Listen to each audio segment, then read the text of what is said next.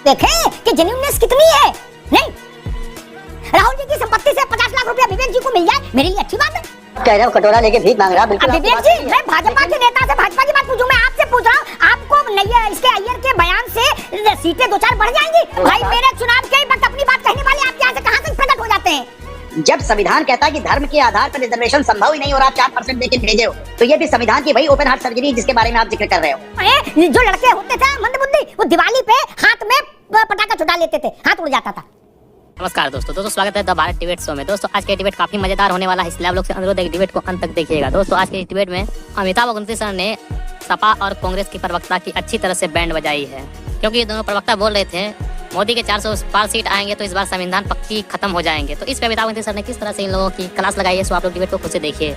चलिए शुरू करते हैं। शंकर जी हो या हो हमारे यहाँ, उन्होंने जो कहा तो आप देखिए, पाकिस्तान का नाम तो मणिशंकर जी ने शायद 10 सालों में 1-2 बार लिया होगा, लेकिन हमारे भाजपा के नेता तो पाकिस्तान का नाम ही जपते रहते हैं।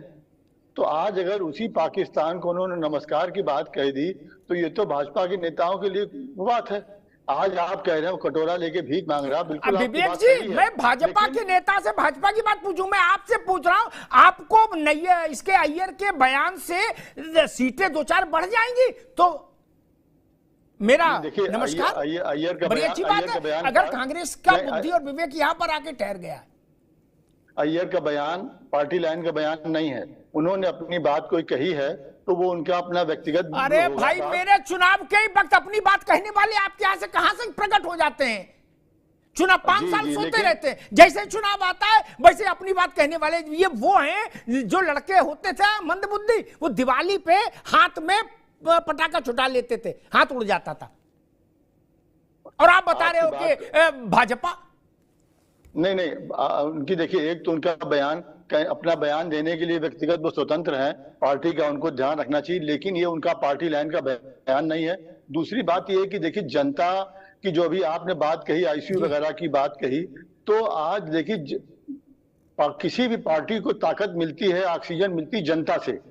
आज राहुल जी ने, हमारे बहादुर नेता ने जिस तरीके से 4000 किलोमीटर की, फिर उसके बाद 300, उसके पहले 3200 किलोमीटर की जो यात्रा करी, उसके बाद जो उनको जनता के बीच से जो ऊर्जा मिली है, और जनता जो ऊर्जा कांग्रेस पार्टी या इंडिया गठबंधन को देने जा रही है, तो राहुल जी ने उस बिना पे ये बात कही है। यहाँ पे जनता जनार्दन, लोकतंत्र में जनता जनार्दन है, वो जिसको ऑक्सीजन दे दे, जिसको जीवन दान दे दे, उसको कोई फिजियोथेरेपी जरूरत नहीं पड़ती। ठीक है विवेक जी, ठीक है, कितनी भी ऑक्सीजन लगा दो, ज्यादा ऑक्सीजन लगाओगे तो फेफड़े फट जाएंगे। ठीक, ऑक्सीजन भी लिमिट में लगती है, उसका एक प्रोटोकॉल है। ऐसा भी नहीं कि ऑक्सीजन लिया, पंप लगाया और पूरा सिलेंडर खोल दिया, उड़ गया आदमी, ऐसा भी नहीं होता महाराज। ऑक्सीजन में ऐसा नहीं कि अभी ऑक्सीजन लगाई और आदमी क्रिकेट खेलने लगा, ऐसा ना कहो, नहीं तो मेडिकल वाले लोग मुकदमा कर देंगे। मैं एक बात नहीं समझ पाया कि विवेक जी ने कहा कि भाई आप ऐसे वक्तव्यों से कितनी बार चुनाव हार चुके, एक, उसके बाद भी आप इतने उदार हैं कि नहीं ये तो उनका विचार है और उनको विचार रखने से कैसे रोका जा सकता है। तो मैं कांग्रेस की उदारता को प्रणाम करता हूं और मेरा मन करता है कि 11 रुपया निछावर किए जाएं कांग्रेस के ऊपर। क्या इतनी उदार पार्टी करी, आओ हमको हराओ, क्योंकि तुम्हें बोलने की आजादी है। वाह, फिर तो अच्छी बात है। अखिलेश यादव और राहुल गांधी एक बार चुनाव में संग जा चुके, इसी प्रदेश में जनता उनको परख चुकी, कसौटी पर उनका इम्तिहान हो चुका, रिपोर्ट कार्ड सार्वजनिक है। ये दोबारा पर्चा दे रहे हैं क्या? पहले पर्चे में जो नंबर आए थे उससे बेहतर नंबर इस बार आएंगे, इस बात की संभावना कितनी और क्यों? कितनी से ज्यादा जरूरी है, क्यों? जनता, वोटर वही है, इम्तिहान देने वाले दोनों मित्र वही हैं, अखिलेश जी, राहुल जी। क्या बदल गया जो आपको लगता है कि नहीं इस बार, पहले लड़के थे इस बार बब्बर शेर होके आए? सिर्फ मेरे हिसाब से इतना बदला है, पहले 2 लड़के थे, इस बार 2 बब्बर शेर हैं, बस। भाई देखिए, कम से कम इम्तिहान दे रहे हैं परीक्षा पास करने के लिए, और कुछ लोग तो ऐसे हैं जो बिना परीक्षा पास की फर्जी डिग्री बना घूम रहे हैं। तो इम्तिहान देना, मेहनत करना ये अच्छी बात है और कोशिश हमेशा करनी चाहिए हर व्यक्ति को। दूसरी बात, आपने कहा पाकिस्तान की तमाम बातें यहाँ पे हो रही है। हमारे यहाँ गांव में एक अंकल जी थे, कह रहे थे यार मोदी जी बड़े उदार हैं। हमने कहा क्यों? कहा अरे इतनी उदारता यार, देखो चुनाव जीतने के बाद बंदा बिना बताए पाकिस्तान पहुंच गया और वहां पर नवाज शरीफ साहब के सामने नतमस्तक हो रहा है। जानते हो क्यों? हमने कहा क्यों? कह रहे वो ना कहे भैया हम आपका नाम ले लेकर के बहुत सारे चुनाव जीते, गुजरात के चुनाव जीत गए और देश का चुनाव जीत गए, तो हम आपको प्रणाम करने आए हैं, पाकिस्तान की धरती को प्रणाम करने आए कि आपका नाम ले लेके हम हर चुनाव जीत जाते हैं हिंदुस्तान। तो मोदी जी की उदारता महान है, महान व्यक्तित्व के धनी है। दूसरी बात, अभी हमारे मित्र जो है कह रहे थे कि संविधान बदलने की बात इंडिया वाले कर रहे हैं। भैया चार वरिष्ठ लोगों ने, लल्लू सिंह, हेगड़े साहब, अरुण गोविल साहब, एक और साहब नाम है भूल रहा, उन्होंने मंच से कहा है कि हमें 400 का आंकड़ा चाहिए संविधान बदलने के लिए। उनकी बातों पे आपको नहीं विश्वास, जो मंच से कह रहे हैं और बातें आप कर रहे हैं कि ये लोग संविधान बदलने। आपने कहा रीडिस्ट्रीब्यूशन ऑफ फंड, ये कहाँ लिखा है, किस मैनिफेस्टो में लिखा है? हम तो माइक्रोस्कोप से खोज डाले, साला कहीं दिखबे नहीं किया अमिताभ भाई। हाँ, सोशियो इकोनॉमिक सर्वे लिखा हो। ये सोशियो इकोनॉमिक सर्वे जरूरी इसलिए है, इस देश में अमिताभ भाई अमीर होता जा रहा है, गरीब होता जा रहा है, और ये जो गैप है, जो खाई है, ऐतिहासिक रूप से इन 10 सालों में बढ़ी है। तो ये अगर इसका रूट काज नहीं अमिताभ जी पता चलेगा कि इसका कारण क्या है, तो कैसे इसका निदान होगा? तो सोशियो इकोनॉमिक सर्वे तो होना ही चाहिए।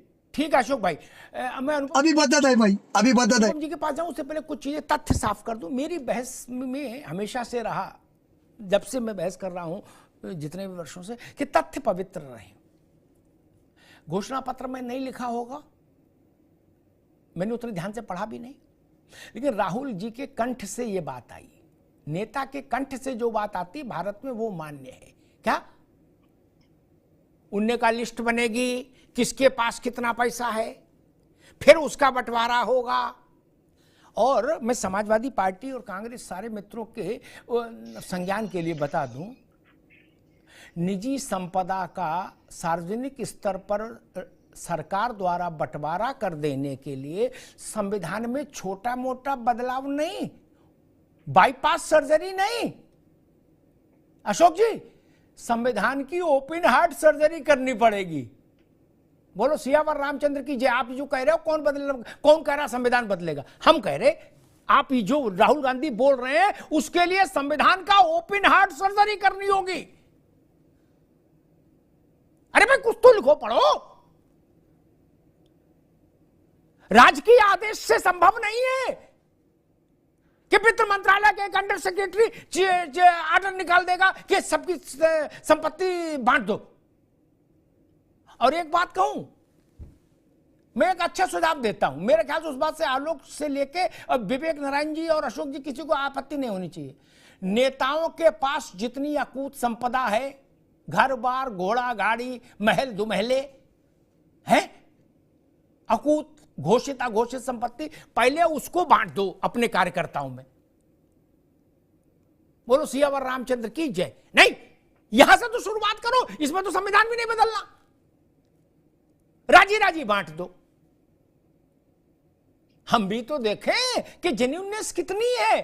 नहीं, राहुल जी की संपत्ति से 50 लाख रुपया विवेक जी को मिल जाए, मेरे लिए अच्छी बात है। अखिलेश जी की संपत्ति से अशोक जी को 5 लाख मिल जाए, अच्छी बात है।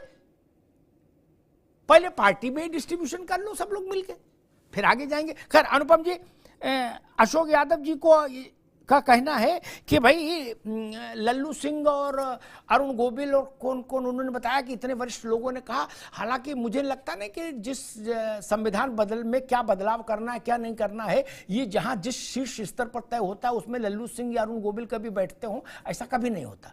ठीक, लेकिन फिर भी उन्होंने कहा कि यही लोग सबसे बड़े हैं और इन्होंने कह दिया, इसका मतलब अब मान लो। भाई देखिए, बात एकदम क्लियर है। संविधान 106 बार बदला जा चुका है। संविधान बदलना मतलब आप सोचिए 77 साल में 106 बार संविधान बदला है। यहाँ संविधान किस बदलाव की बात हो रही है? जब संविधान कहता है कि धर्म के आधार पर रिजर्वेशन संभव ही नहीं और आप 4% देके भेजे हो, तो ये भी संविधान की वही ओपन हार्ट सर्जरी जिसके बारे में आप जिक्र कर रहे हो।